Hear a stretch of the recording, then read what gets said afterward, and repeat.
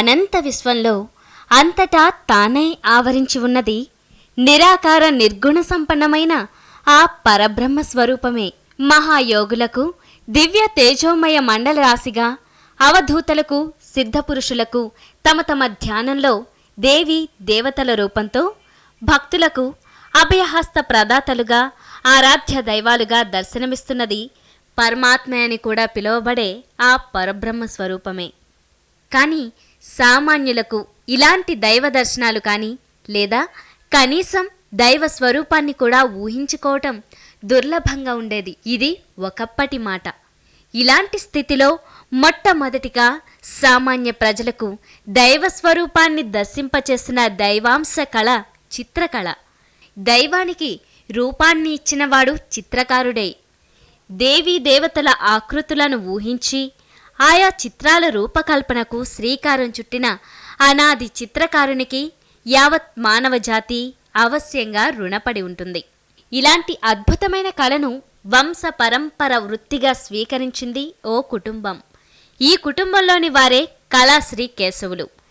చందమామ మరెన్నో సుప్రసిద్ధ మాసపత్రికలలో కేశవన్ అనే కలం పేరుతో చిరకాలం పనిచేసి ఎంతో ప్రఖ్యాతి పొందిన ప్రముఖ చిత్రకారుడు కేశవులు. తనకు వచ్చిన జాతీయ అవార్డు కళాశ్రీ ఇంటి పేరుగా మారి కళాశ్రీ కేశవ్గా సుప్రసిద్ధులయ్యారు. తెలుగు చిత్రకళ ఆణిముత్యం కళాశ్రీ కేశవన్. పుట్టింది చిత్తూరు. వీరి తల్లిదండ్రులైన శ్రీ గురుస్వామి, శ్రీమతి చెన్నమ్మలే కాక వీరి తాత ముత్తాతలు కూడా ప్రముఖ చిత్రకారులే కావటం, అంతేకాక వీరి సంతానం కూడా ప్రముఖమైన చిత్రకారులే కావటం మరింత విశేషం. 40 సంవత్సరాలు చెన్నైని నివాసంగా చేసుకుని 2000 సంవత్సరంలో హైదరాబాద్లో స్థిరపడ్డారు. హైదరాబాద్ అమీర్పేట్ పంజాగుట్ట కాలనీ క్రాస్ రోడ్స్లో కళాశ్రీ అనే పేరుతో వెలిసిన కళా నిలయం అరుదైన కళాఖండాలకు, అద్భుత తంజావూరు తైలవర్ణ చిత్రాలకు నెలవై ఆధ్యాత్మిక లోకంగా అలరారుతున్నది. కళాశ్రీ కళా నిలయం నుండి తరలిన అరుదైన దేవీ దేవత విగ్రహమూర్తులు, స్వర్ణ ఆభరణాలు, నవరత్నాలను పొదిగిన తంజావూరు తైలవర్ణ చిత్రాలు నేడు తెలుగు నేల అంతటా దేవాలయాలలోనూ మరెందరో గృహాలలోనూ కొలువు తీరి ఉన్నాయి. ఇలాంటివి గుడిలోనూ గృహంలోనూ ఉండటం ఎంతో శుభప్రదం. వ్యక్తి లేదా కుటుంబం వారి వారి సాముద్రిక శాస్త్రం, సంఖ్యాశాస్త్రం, రత్నశాస్త్ర, సప్తవర్ణ శాస్త్ర, నాడి శాస్త్రాలను పొందుపరిచి అసలైన తంజావూరు చిత్రాలను బ్రహ్మీ ముహూర్తంలో స్వయంగా రూపొందించి వాటికి నవరత్న ఖచ్చిత స్వర్ణాభరణాలు అమర్చి కోరిన వారికి అందచేయటం కళాశ్రీ కేశవన్ గారి ప్రత్యేకత. చిన్ననాటి నుండి తంజావూరు తైలవర్ణ చిత్రకళలను ఉచ్ఛ్వాస నిశ్వాస చేసుకుని సుప్రసిద్ధ కళాకారుడిగా రాణిస్తూ తంజావూరు తైలవర్ణ చిత్రకళను విశ్వవ్యాపితం చేస్తూ ఎన్నో సన్మానాలు, సత్కారాలు అందుకున్న అతి విశిష్ట చిత్ర కళాకారుడు కళాశ్రీ కేశవన్.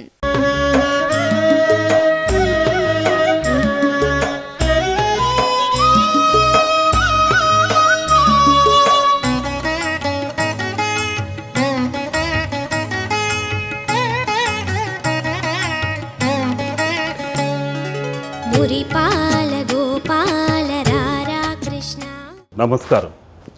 కళాశ్రీ త్రికళా జ్ఞాన ఎపిసోడ్కి పునఃస్వాగతం. ఈ దినం పర్వదినం, క్రిస్మస్ పర్వదినము. అందరికీ క్రిస్మస్ శుభాకాంక్షలు.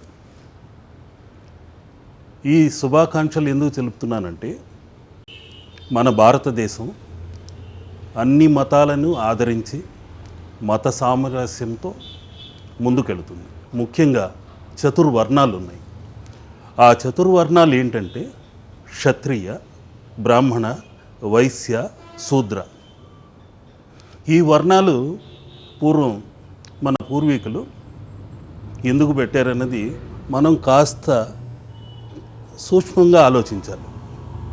మనం ఏ వర్ణమా, బ్రాహ్మణ వర్ణమా, క్షత్రియ వర్ణమా, వైశ్య వర్ణమా, నా వర్ణం గొప్పది ఆ వర్ణం గొప్పది అన్నది కాదు. సామరస్యంగా సూక్ష్మంగా ఆలోచిస్తే దానిలో ఎంతో ముఖ్యమైన సారాంశం దాగి ఉంది. ప్రతి ఒక్కరూ క్షత్రియ వర్ణంతో జీవిత సమరంలో పోరాడి లక్ష్య సాధనతో ముందుకెళ్ళాలన్నదే దానిలోని ముఖ్యమైన సంకేతం. బ్రాహ్మణ వర్ణంతో ప్రతి ఒక్కరూ ఆలోచించాలి, వాక్కు కూడా మంచి పద్ధతిలో ఆచరణతో మాట్లాడాలి, అందరితో సామరస్యంగా ఉండాలి, విజ్ఞానంతో ముందుకెళ్ళాలన్నదే బ్రాహ్మణ తత్వం. క్షత్రియ వర్ణం అన్నది పోరాడటం అంటే కత్తి తీసుకుని అందరితో పోరాడటం కాదు. జీవిత సమరంలో ముందుకెళుతూ ఆ సమరంలో పోరాడుతూ లక్ష్య సాధనకై ముందడుగు వేయాలన్నదే అందులోని ముఖ్యమైన సంకేతం. వైశ్యవర్ణంతో ధన సంపాదన చేసి భార్యాబిడ్డలను పోషించి సమాజంలో మంచి గృహస్థుడుగా గృహిణిగా అందరూ ముందుకెళ్ళాలి, సంతోషంగా జీవితాన్ని గడపాలన్నది, పొదుపుగా ఉండాలన్నది అందులోని సంకేతం. ఇక శూద్ర వర్ణానికి వస్తే ప్రతి ఒక్కరూ కష్టించి పని చేయాలి, ఏ పనికైనా సిగ్గుపడకూడదు. మన పని మనం చేసుకోవటంలో తప్పే లేదు. ఎంత శ్రమిస్తామో ఆరోగ్యం కూడా అంత బాగుంటుంది. ఆరోగ్యమే మహాభాగ్యం. ఈ క్రిస్మస్ పర్వదినం 25వ తారీఖున రావటం చాలా విశేషం. 2, 5 కలిపితే 7 అవుతుంది. 7 అన్నది మిరాకిల్ నెంబర్, వండర్ నెంబర్, హఠాత్తుగా అదృష్టాన్ని తెచ్చే నెంబర్. మన హిందూ సంప్రదాయ ప్రకారమే కాకుండా గ్లోబల్ లెవెల్లో ఆలోచిస్తే ఆ 7 కంటూ ఒక ప్రత్యేకత ఉంది.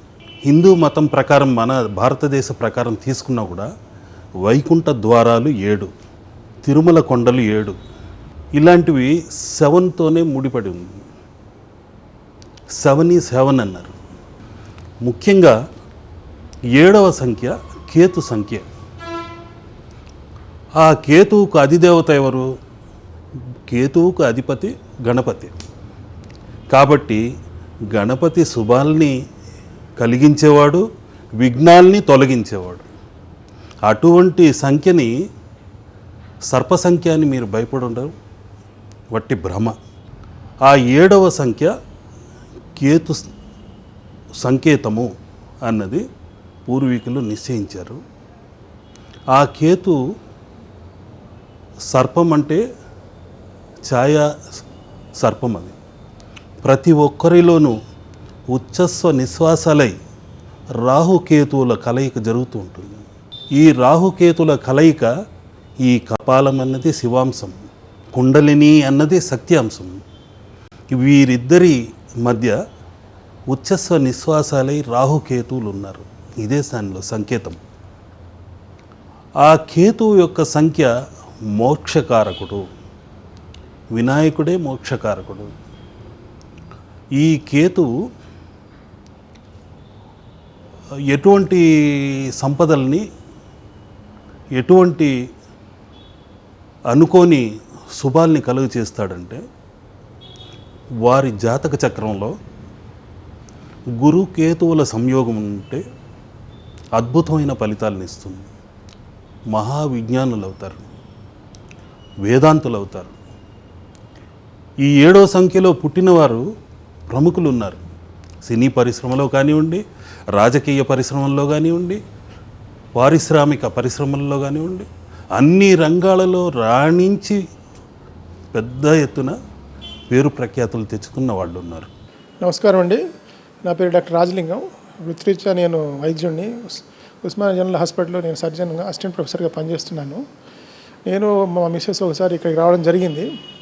ఇక్కడికి వచ్చిన తర్వాత ఈ కళా సంపద, ఈ తంజావూరు పెయింటింగ్స్, ఈ విగ్రహాలు అవన్నీ చూసిన తర్వాత చాలా బుర్రపడిపోయినాము, ఆశ్చర్యపడిపోయినాము. ఒక విధమైన అనుభూతి పొందాము. ఆ తర్వాత వీటి గురించి మేము ఎంక్వైరీ చేస్తే కళాశ్రీ గారు వీటి గురించి సంఖ్యాశాస్త్రంగా, వాస్తుశాస్త్రంగా, శాస్త్రయుక్తంగా బ్రహ్మీ ముహూర్తంలో తయారు చేయడం జరిగిందని చెప్పారు. కళాఖండాలని కొన్ని తీసుకెళ్ళడం జరిగింది. వాటిని ఇంట్లో పెట్టి పూజించడం, ఆరాధించడం జరిగింది. వాటి వల్ల మాకు చాలా మంచి జరిగింది. ఒక పాజిటివ్ ఎనర్జీ అనేది ఇంట్లో డెవలప్ అయింది. మాకు, మా పిల్లలకు అందరికీ కూడాను బాగా మంచి జరిగింది. నమస్కారము, నా పేరు నిర్మలాదేవి. నేను రిటైర్డ్ ప్రొఫెసర్. ఈ కళను మన ఇళ్లలో, ఊళ్ళల్లో పెట్టుకొని పూజ చేసుకోవాల్సిన కళ ఇది. సనాతన ధర్మ ప్రకారము, తర్వాత న్యూమరాలజీ, ఆస్ట్రాలజీ, మిగతా అటువంటి శాస్త్రాల మేలువింపులతో, ఆ పెయింటింగ్స్లోని మెలకువలతో ఈ కళను నేర్పించడం కళాశ్రీ కేశవులు గారి పద్ధతి. దానివలన నాకు చాలా నచ్చి ఈ కళను వీరి వద్ద నేర్చుకుంటున్నాను. వీరు నన్ను శిష్యురాలుగా స్వీకరించడము నా అదృష్టంగా భావిస్తున్నాను.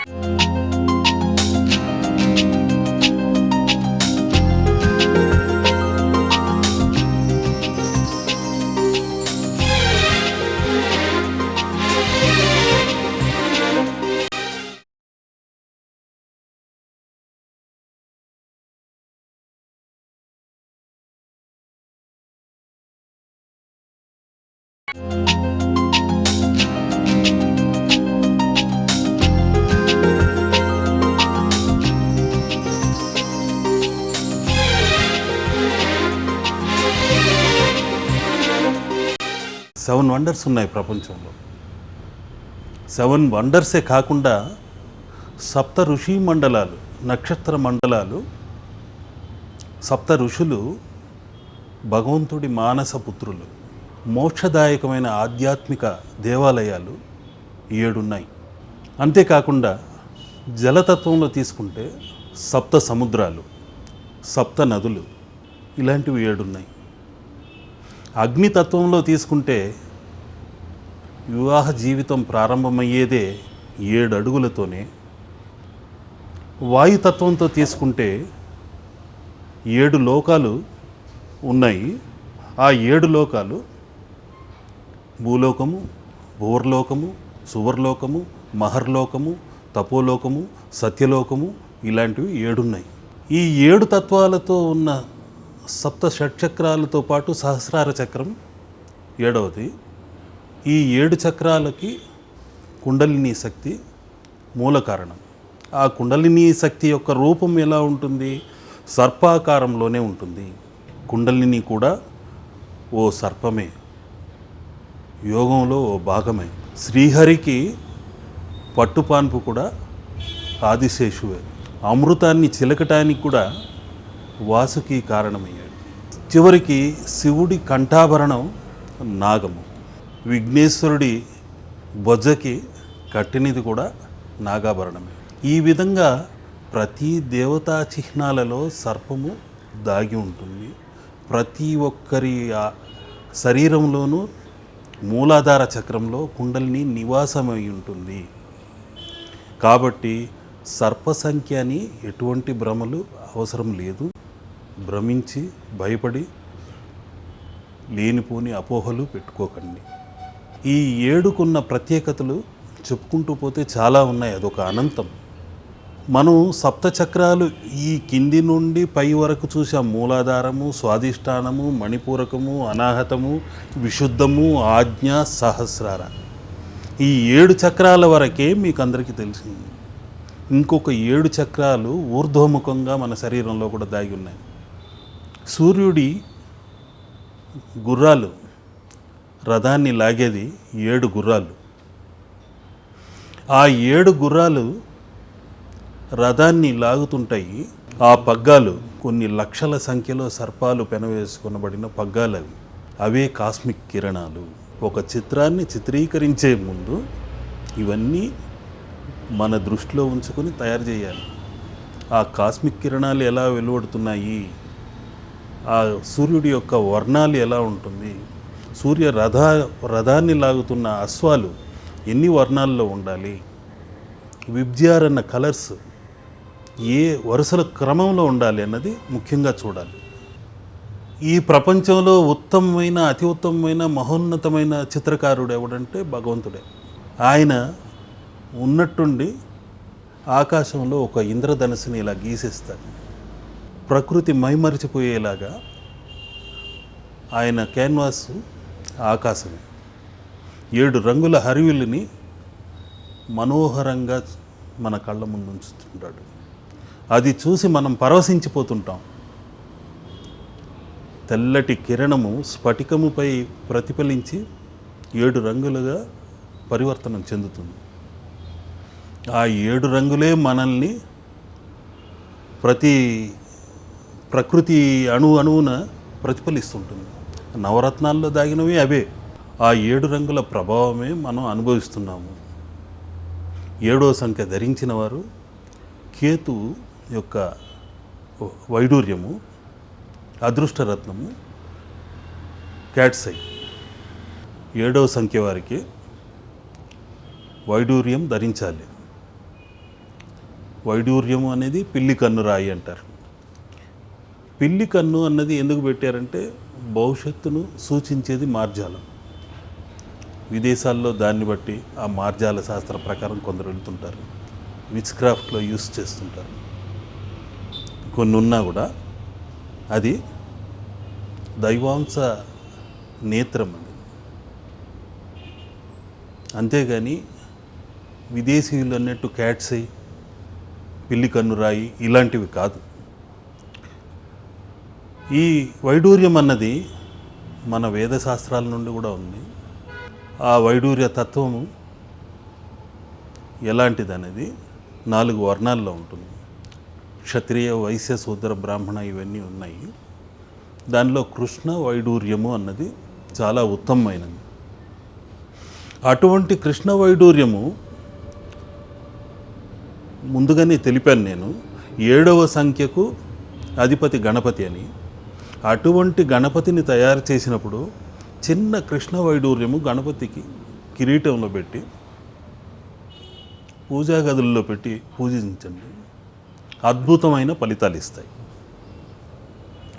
వెంకటేశ్వరుడు కూడా 7వ సంఖ్యకు అధిపతి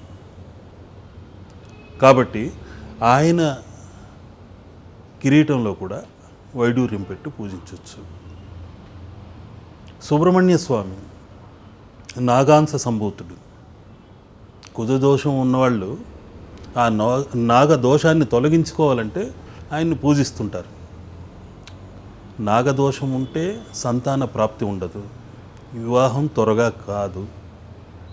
అందుకని కుజదోష నివారణకు సుబ్రహ్మణ్యేశ్వరుణ్ణి పూజిస్తుంటారు. అటువంటి సుబ్రహ్మణ్యేశ్వరుడు సంతాన ప్రాప్తికి ముఖ్య కారకుడు. ఆయనకి సంబంధించిన రత్నం ఏమిటంటే పగడం, ఆ తర్వాతే వైడూర్యం. ఒక స్త్రీకి మాంగళ్య భాగ్యం కావాలంటే ఆమె తాళిబొట్టులో పగడం ఖచ్చితంగా ఉండి తీరాల్సిందే. పగడంతో పాటు ఒక క్యాట్స్ ఐ వైడూర్యము ఎడమ వేలికి, మధ్య వేలికి వేసుకుంటే ఇంకా మంచిది. ఇది ఎవరికి వర్తిస్తుంది? 7వ తారీఖు పుట్టిన వారికి, రాహు కేతు సర్పదోషం ఉన్న వాళ్ళకి. వారు ముఖ్యంగా పూజించాల్సింది సర్పదోషాల్ని, ఛాయాదోషాల్ని తొలగించుకోవాలంటే విఘ్నేశ్వరుడిని, వెంకటేశ్వరుడిని, సుబ్రహ్మణ్యేశ్వరుడిని, వీరి ముగ్గురిని పూజించండి. తప్పకుండా అదృష్ట యోగం కలిగి తీరుతుంది. వెంటనే నడమంత్రపు సిరి రాదు. ఏదైనా మన సంకల్ప బలం ఉండాలి. నేను మంత్రం చదివానండి, పూజించానండి, పూజించిన వెంటనే నాకు ధనయోగం కలగలేదు అనుకుంటుంటారు.